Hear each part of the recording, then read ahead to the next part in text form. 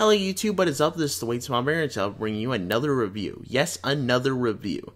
And for those of you who recall last time, I said that I would be doing Sonic the Hedgehog next. Well, then I remembered that childhood classic of mine was getting a remastered recollection of all of its games. What game am I talking about? Well, Halo, that's what. Yeah, I used to play Halo when I was a child, a lot of it too. I played Halo 2 back when I was 8. Don't worry, I never got an Xbox Live, so you don't have to worry whether or not that kid who screamed at you and called you an idiot was me. That wasn't me. I never played like that, don't worry. But with that said, I love the Halo series, more than the Call of Duty series, actually. So I was excited when I heard about the Master Chief Collection. But are we biting off a bit more than we can chew here? I mean, it's Halos 1 through 4. Let's find out.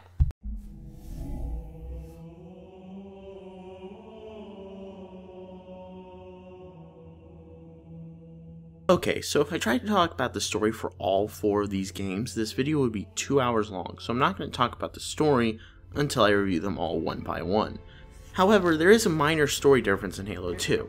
In the Anniversary Edition, you can actually access terminals that give you a whole new side story. I would tell you what this side story is, but I don't want to spoil it for you given that this game is only about, I'd say a week old. All games included in the Master Chief Collection have been upscaled to run at 1080p and 60 frames per second. For those not familiar with those terms, it means that it looks better and plays smoother. As a result, these games now look drop-dead gorgeous, but we'll go in order. Halo 1 is basically the Anniversary Edition upscaled, although I am sad to say that the Kinect and 3D functionality are gone. But in return, switching graphical styles is instantaneous as opposed to the original, in which you had to wait for a fade effect to take place. However, some cutscenes will now lag if you're playing split screen, but I only noticed this in Halo 1. Odd. Halo 2 has also received a full anniversary redo. Basically, this means not only do you get a new graphics engine to make the game look like an Xbox One game, but you can also switch between the new and old styles on the fly. It does help to highlight the difference a lot, and plus it helps when an anniversary area is too dark to see well. Oh, and also a lot of the texture popping from the original has been fixed, which is a major improvement. Thank you, God!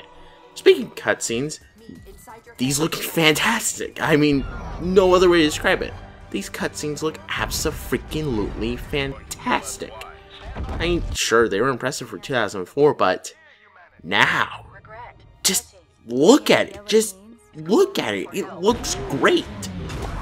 However, this does highlight one problem I have. In the original Halo 2, some levels seamlessly transition to the next with no loading. Well, here, there's loading. What happened? Is it because of the new cutscenes? Well, whatever. It doesn't ruin the experience, it's just a little annoying, so keep an eye out for that. In less impressive features, however, we have Halo 3, which simply got upscaled, and boy does it show. I mean, it's not as bad as the original Halo, but it still does not look nearly as good as 1, 2, or 4. Speaking of which, Halo 4 definitely benefits from a simple upscale, as the game already looked next-gen to begin with, and now definitely looks next-gen. Finally, there's the sound, which is amazing. Halo 2 got its gun sounds completely redone, and it sounds great. Every weapon has oomph to it, although in comparison it makes the weapons of Halo 3 and 4 sound downright pathetic. The music, however, is amazing. From the Metal as Hell Halo gun gear mix,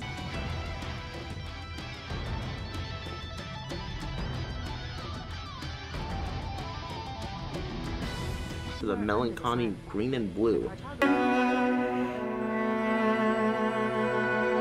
These soundtracks are beautifully done and worth a separate purchase in my mind. Now in terms of gameplay, these games play identically to their original counterparts, which sometimes might actually make it hard to play as some online playlists aren't defined by games, they're defined by game modes. As a result, you could find yourself swapping games almost rapidly, so you'll need to adjust real quick to the changed mechanics, or you'll find yourself dying a lot. Personally, this isn't a problem for me, but it is still worth noting nonetheless. The big change here, though, is that 6 maps from Halo 2 were remade with certain elements changed. For instance, you can now mess with the map, like here. Some elements from other games were also added. Your radar can now detect whether an enemy is above or below you, and weapons and vehicles from other games are also here. You've got assault rifles, silenced SMGs, Hornets, and the new Gun Goose.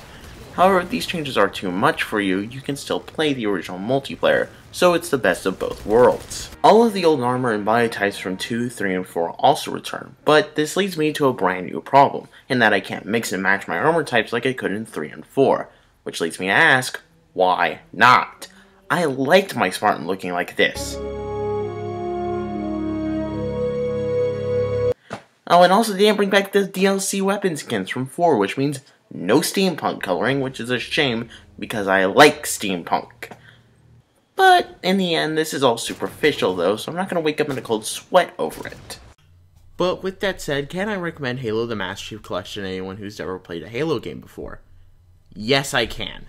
Why? Because it's 1 through 4 all combined into one game, and seamlessly done, by the way, and made even better than it was before. And yeah, sure, there's a minor hiccup here and there. I might be frustrated by the fact that I can't play with some armors that I used to be able to, but those are minor things. So with that said, well, I recommend buying it. I recommend it to anyone on the street, actually. But with that said, the next review is going to be Sonic the Hedgehog like I promised last week. But until then, see you guys on the battlefield. If you enjoyed this week's review, you can also check out last week's review by clicking the doobly-doo on the video screen stuff. Yeah. And also, you can also check out my Kingdom Hearts Reverse Rebirth playthrough by clicking another doobly-doo that will be put on the screen. If you want to see more of these videos, please be sure to click on the subscribe button, and you can also follow me on Twitter. With that said, I'll be seeing you guys next week.